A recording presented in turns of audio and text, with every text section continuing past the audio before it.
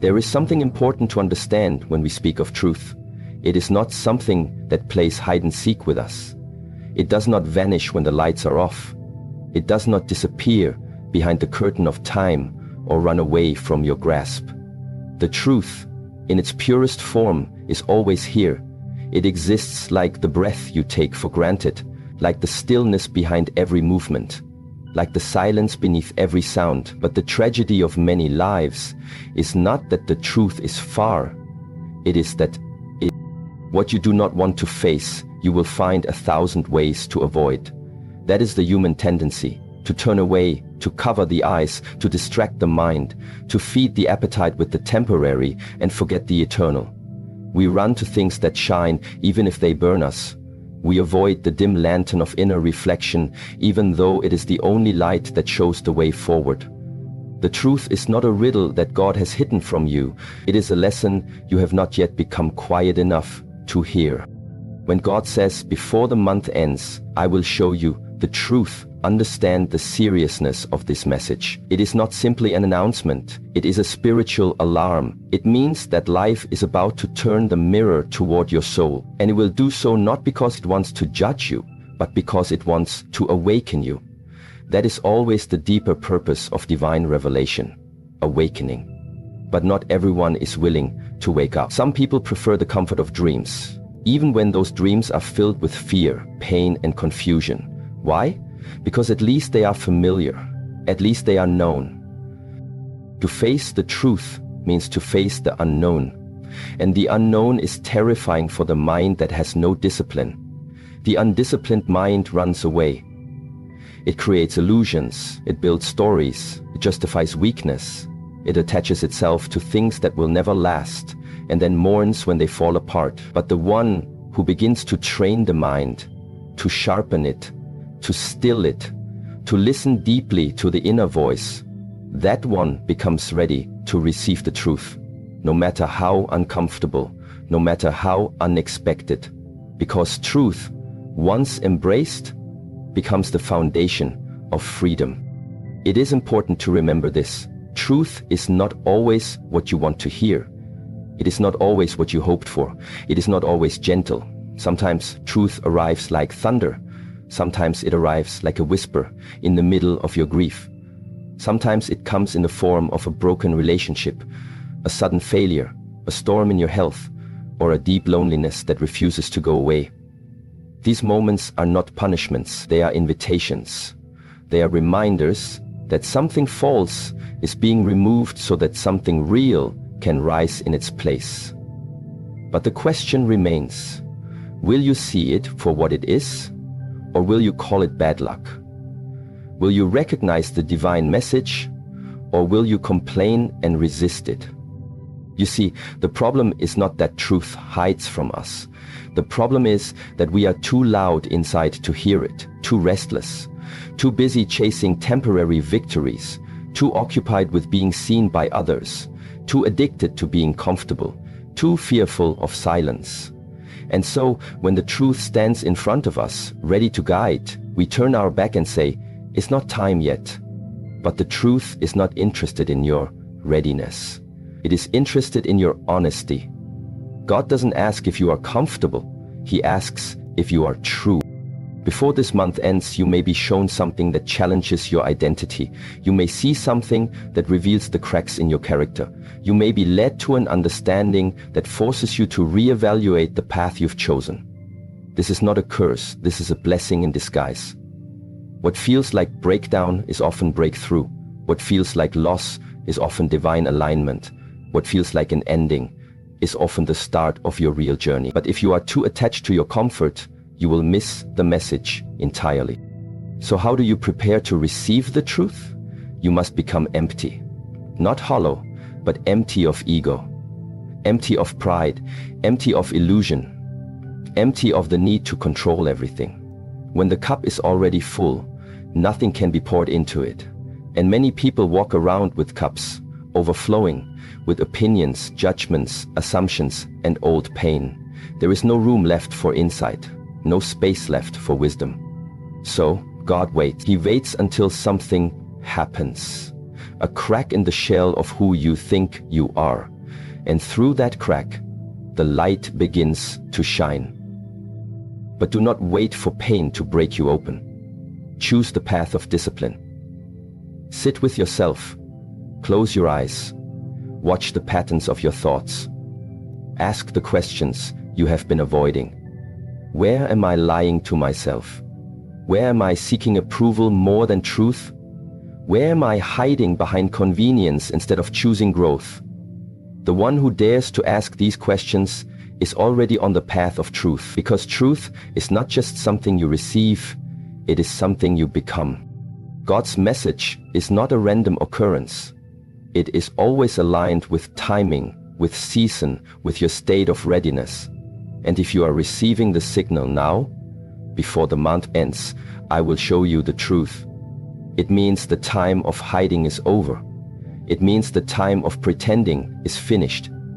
It means your soul has outgrown the lies that once comforted you, and now a new stage awaits. But to enter that stage, you must come as you are. Stripped of masks, stripped of pretense, ready to listen, ready to see. When the truth arrives, it will not ask your permission. It will not knock politely. It may enter through chaos. It may arrive in silence. It may appear in your dreams or in the silence after heartbreak. Be alert. Be present, because the signs are always speaking.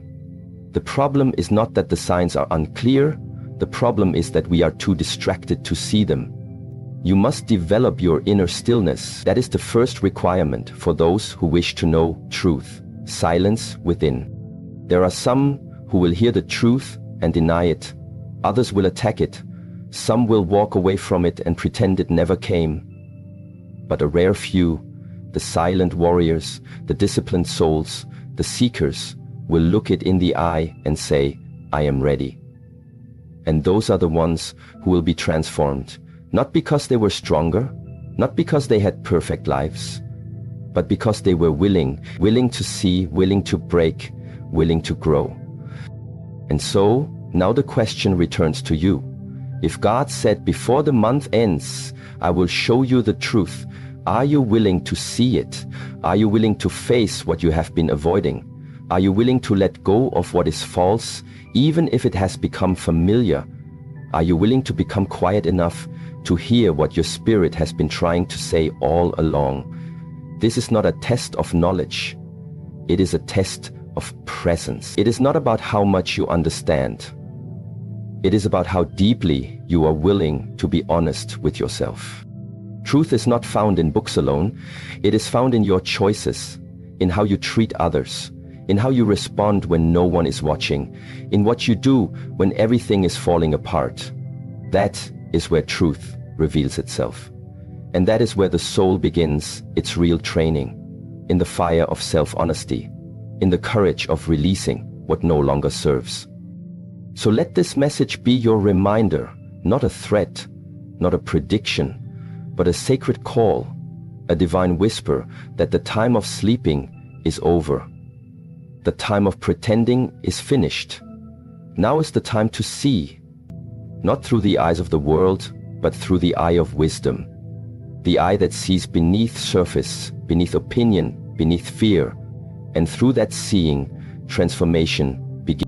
Before the month ends, you will not just encounter the truth, you will be asked to become it. Prepare yourself. When the truth is shown, not all eyes will see it, not all minds will grasp it, not all hearts will receive it. And the reason is not because the truth is hidden. It is because the ability to perceive it is something that must be cultivated. A sharpened blade can cut through illusion, but a dull one cannot even pierce the surface. In the same way, a trained mind can recognize the truth when it arrives. No matter how it is delivered, an untrained mind will question the truth, resist it, or worse, mock it. This is the great paradox of revelation. What you see depends entirely on how you look. A person living in fear will always interpret the world through fear. A person filled with anger will twist even gentle truths into reasons for bitterness. A person bound by ego will turn every truth into an insult or an attack. But a person who has walked the path of inner discipline, who has sat in silence and watched their thoughts rise and fall without becoming them, that person begins to develop a new kind of vision. A vision not with the physical eyes, but with the eyes of the spirit, and that vision is what separates the lost from the found, the blind from the awakened, the reactive from the wise. When God says, "Before the month ends, I will show you the truth," that statement contains both a gift and a test. It is a gift because it means something hidden is about to be revealed, but it is also a test because it will reveal something about you. It will show you your inner condition.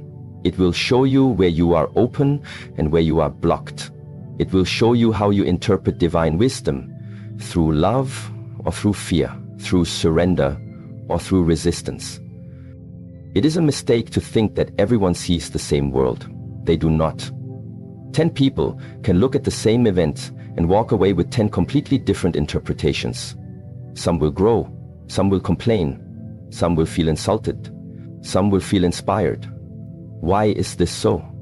Because your perception is not just a window to the world, it is a mirror reflecting your inner state. The eyes don't just see the outside, they project what's inside. So when truth comes, what you see is filtered through what you are. This is why internal work is so critical. Without it, you may be surrounded by truth and yet never touch it. You may read wise words, hear sacred teachings, witness powerful moments and still remain unchanged. Because what you see is only as pure as your ability to observe without distortion. And distortion is the product of unexamined emotions, undisciplined thoughts, and unquestioned beliefs. If your heart is heavy with past pain, you will use the truth to confirm your wounds. If your mind is cluttered with the noise of society, you will mistake opinion for wisdom. If your soul is asleep, even a direct message from the divine will sound like noise to you. So how do we cleanse the lens through which we see? Through the same way the martial artist trains: repetition, discipline, silence, humility. You must sit with your reactions and study them.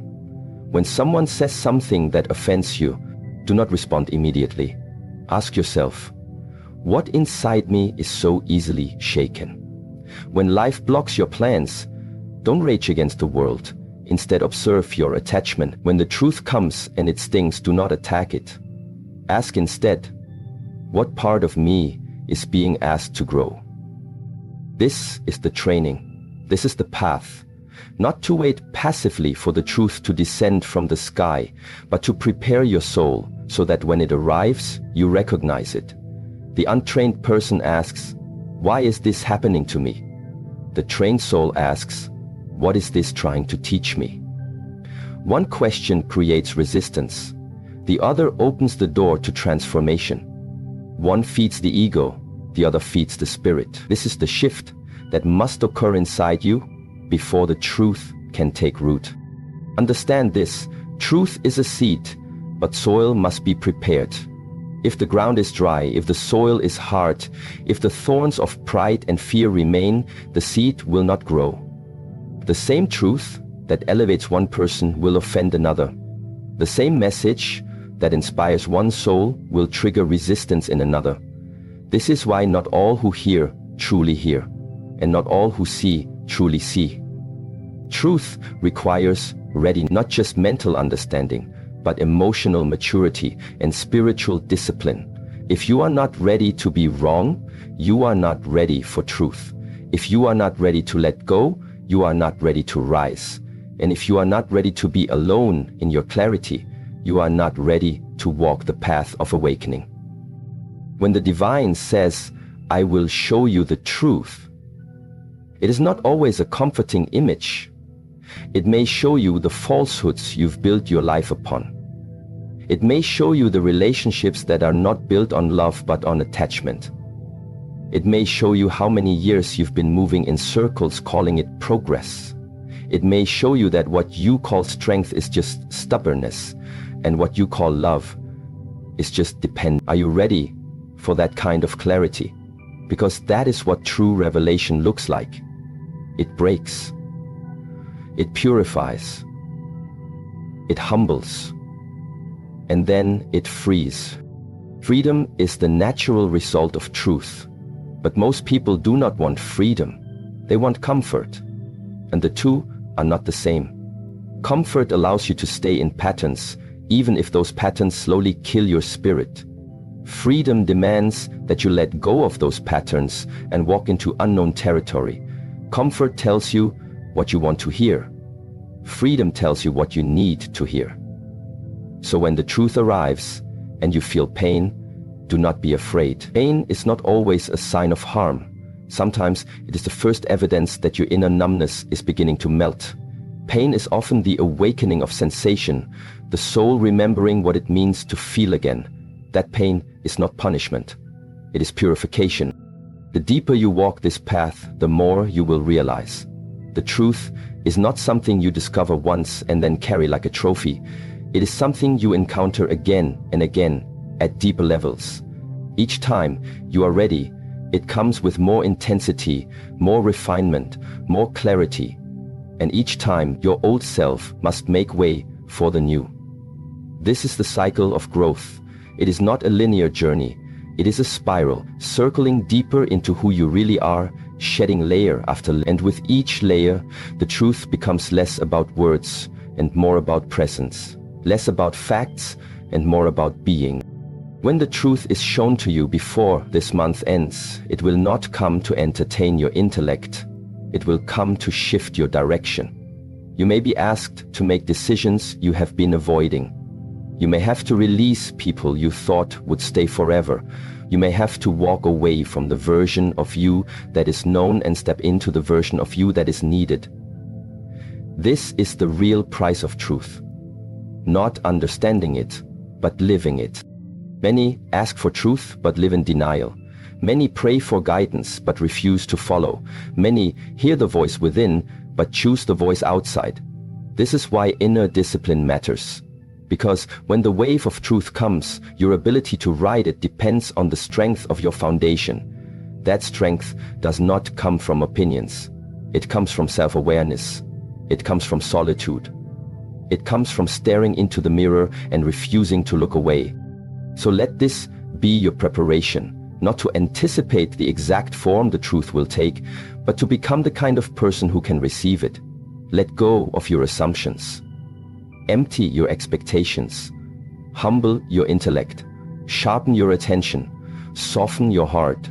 And above all, remain present. Because when truth arrives, it rarely announces itself. It may be hidden in a sentence from a stranger. It may be delivered through loss. It may be born in silence.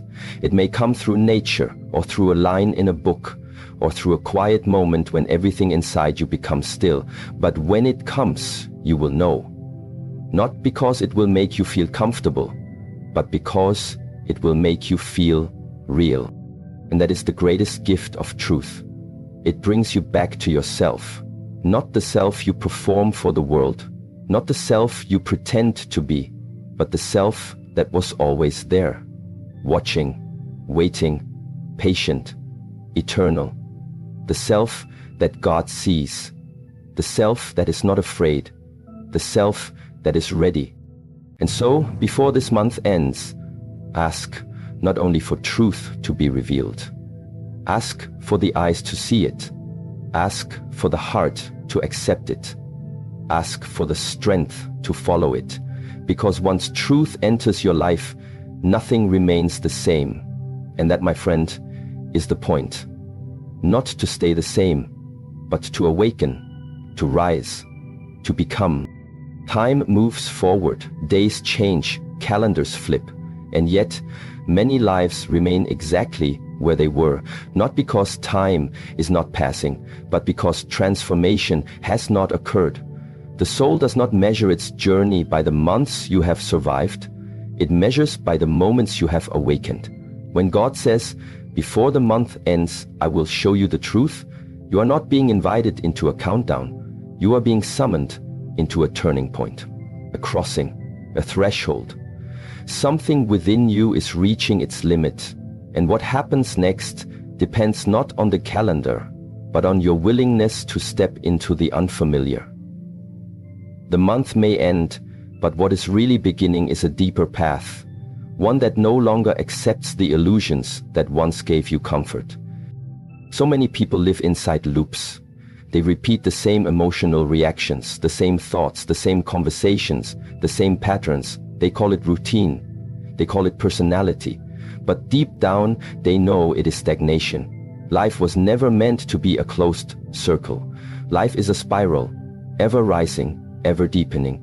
And every so often, God interrupts the spiral with a moment that does not fit, a realization, a loss, a whisper, a storm, a truth. These moments are not interruptions, they are invitations. The question is, will you cling to the old or rise into the new? We are often told that the truth sets you free, but what is rarely said is this: before it frees you, it will challenge you. It will challenge your attachments, it will challenge your stories, it will challenge your comfort. Truth is not polite, it is powerful. It does not arrive with your approval. It does not seek your agreement. It arrives when it is time, and when it does, it demands that you grow. If you are too busy asking for explanations, you will miss the doorway. If you are too busy defending your current version of reality, you will miss the divine update that was sent to awaken you. When a new stage in life is approaching, you often feel it before you understand it. Restlessness, discontent, an inner knowing that something is off, even when everything looks fine from the outside. That is the soul preparing you for the next elevation. That is the deeper self growing uncomfortable in a space that no longer fits. You can ignore it, numb it, distract yourself, but eventually the pressure will build. Life will speak louder. The truth will no longer whisper, it will shake you. And this is grace, divine mercy disguised as discomfort. It is important to recognize that the end of a month, or a season, or a relationship, or a belief system is not a failure. It is a gate. We are conditioned to fear endings. We are taught to mourn what is no longer. But a spiritual warrior does not just grieve endings, he studies them. She learns from them. He watches the falling away not as a punishment, but as a clearing. Every ending is a clearing of space, and space is sacred. It is the room into which something higher can enter. But if you fill that space too quickly with the same old noise, the same old pain, the same old choices, then you have learned nothing. Then you are only repeating the cycle. Growth is not measured by how much you lose. It is measured by how differently you begin again. Before this month ends, a truth may arrive that feels heavy, but not all weight is meant to break you. Some weight is meant to ground you. Some weight is sacred responsibility. The responsibility to step into alignment, to stop living halfway, to stop negotiating your calling for the sake of convenience. The truth will not let you stay in your false comfort. It will call you to rise. But rising is not a one-time act. It is a daily choice. It is a disciplined practice. The one who rises does not do so because he feels ready. He does so because he can no longer betray the truth he has seen. You may feel fear. That is natural. Fear is the resistance of the ego as it loses control. But let me remind you, you are not your fear. You are the one who watches the fear, the one who breathes through it, the one who sees beyond it. That part of you, the witness, is untouched by fear. And that is the part that must lead now. The one who watches without panic. The one who listens without ego. That part of you has been waiting for this moment. You do not need to become something new. You only need to return to what is already awake within you. The journey ahead is not external. It is internal. The terrain is your beliefs. The obstacles are your doubts. The battle is between the false self and the authentic self. When God says the truth will be shown to you before the month ends, He is not threatening you. He is preparing you. He is clearing the fog so you can see clearly what you could not admit before. He is showing you where your path diverges from your purpose. And once you see, you cannot unsee. Once you know, you are responsible. To ignore the truth after it has been shown is not ignorance, it is defiance, and defiance leads to suffering. But to accept the truth, even trembling, even afraid, is to align yourself with divine rhythm. It is to step back into the current of life and allow it to carry you to the next elevation. This is not the path of ease, it is the path of power. And power is not force, it is presence, it is clarity, it is inner stillness. The strongest tree does not fight the wind, it roots deeper. The warrior does not chase chaos, he becomes calm. You are not here to impress the world, you are here to embody truth. And that embodiment begins when you stop running from what is being revealed. There is a version of you that only truth can unlock, a version that is no longer defined by survival, but by intention, no longer moved by fear, but by wisdom, no longer limited by what others expect, but guided by what your soul remembers. That version is waiting on the other side of this revelation, but you must walk through the door. You must release the grip on who you think you are. You must stop asking for a life without discomfort and start asking for a heart strong enough to carry your purpose. Every ending is a doorway, not because it guarantees something better, but because it requires something deeper. You do not evolve because time passes. You evolve because you choose to stop betraying your inner knowing. You choose to respond to the truth with surrender instead of resistance. And when you do, even if nothing changes on the outside, everything changes on the inside, and the inside is where your real life begins. This is not the end. This is the moment before the awakening, the moment before clarity, the moment before your spirit rises again with new discipline, new stillness, new wisdom. Let the old fall away. Let the illusions collapse. Let the silence speak. The truth is coming, and it is not coming to harm you, it is coming to free you. To prepare oneself for truth is to understand that truth is not something merely given, it is something received, and to receive it, the vessel must be clean, the mind must be still, the heart must be sincere, and the spirit must be disciplined. God does not waste truth on ears that are not ready to hear, on minds that are too proud to consider, on hearts that are too hardened to feel. Before the truth comes, preparation must come first, and preparation is not about decoration. It is not about performance. It is not about acting spiritual or sounding wise. Preparation is about purification. It is about stripping away everything that stands between you and what is real. There are people who wait for truth to arrive like it is a sudden lightning bolt, a spectacular moment, a revelation that knocks them off their feet. And yes, sometimes it comes like that, but more often, truth arrives quietly, without drama, without ceremony. It arrives in the silence, in stillness, in the pause between thoughts, in the breath you finally pay attention to. In the moment when you are no longer performing, no longer defending, no longer running. That is when it comes, and if you are not trained in stillness, you will miss it. Stillness is not just the absence of movement. It is the presence of awareness. It is the disciplined ability to stay with discomfort without reacting. It is the strength to hold the mirror steady when it shows you something you do not like. It is the courage to remain silent when your ego is begging to speak. This kind of stillness is not natural.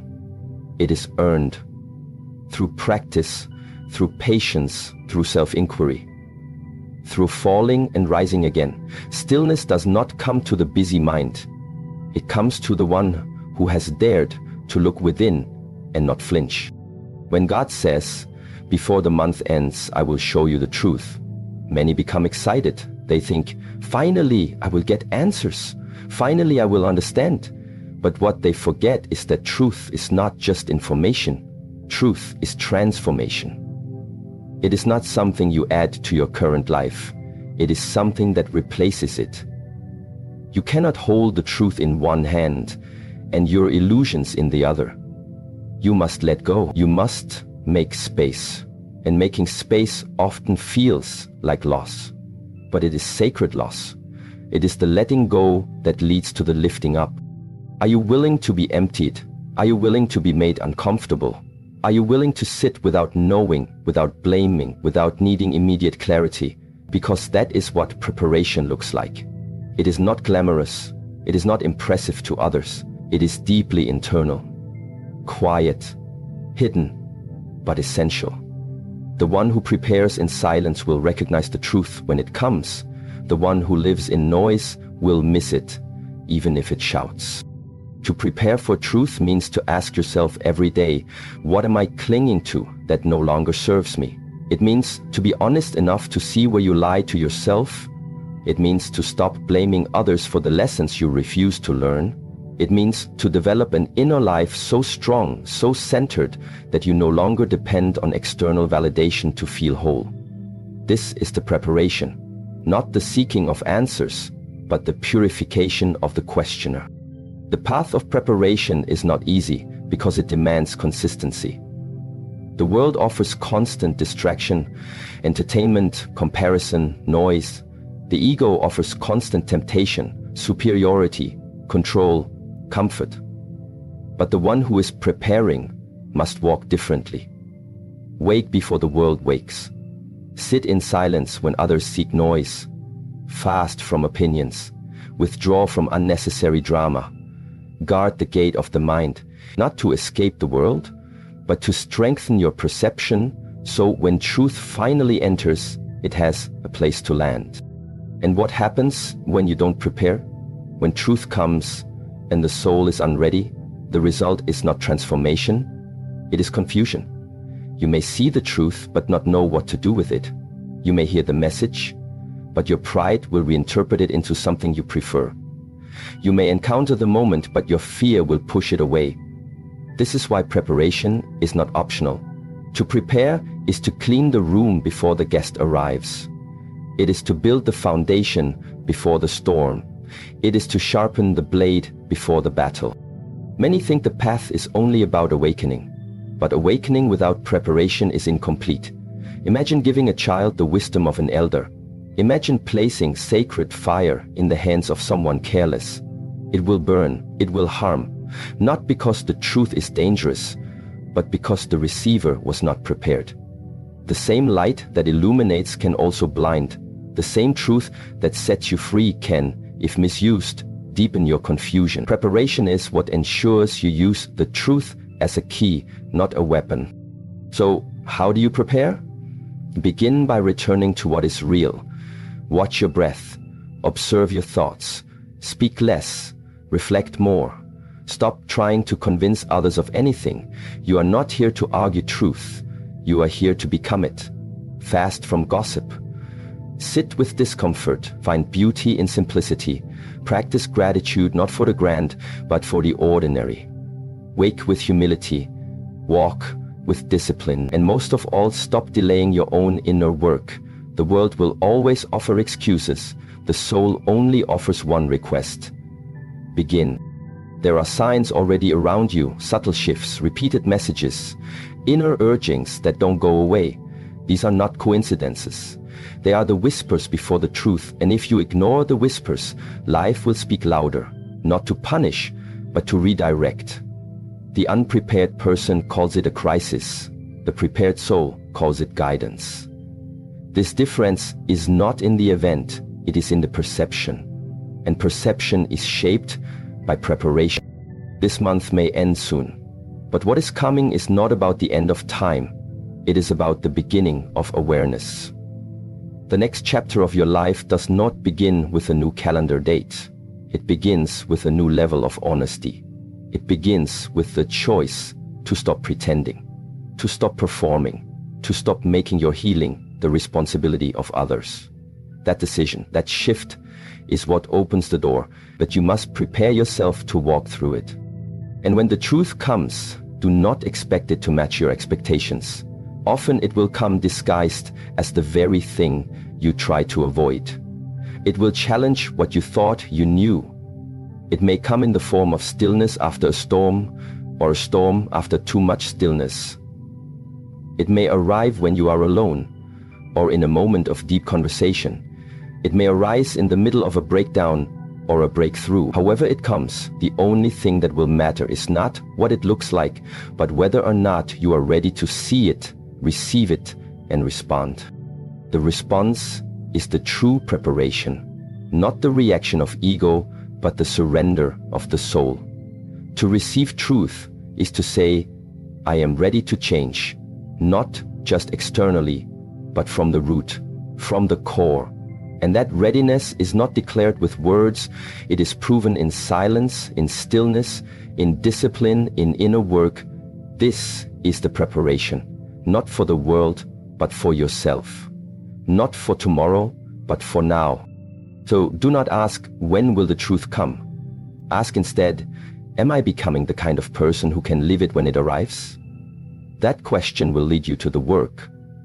And the work will lead you to the door. And when the door opens, not if but when, you will not hesitate.